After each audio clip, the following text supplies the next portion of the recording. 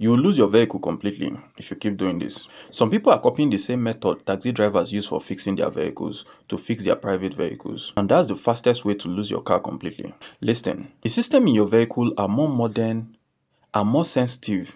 So if like a taxi driver, you're using quack electrician to fix your vehicle, quack electricians who will tell you to bypass this, bypass that, rewire this and rewire that.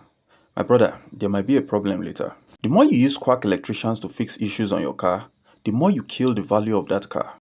You see some clean and beautiful car, but when you open the bonnet, you begin to see some wrong wiring. This is an immediate turn off to car buyers and valuers, as it shows that the vehicle is maintained by quacks. Poor electrical connection could lead to power draining issue where you leave your vehicle and when you wake up the next day, you see that the battery is weak. Or where other electrical functions in the car like the power window, the door lock will begin to malfunction on its own. I know sometimes when you have an emergency, you may use a roadside electrician to solve the problem. But once you get the vehicle moving, go to a good electrician to assess the work done to see that it is done properly.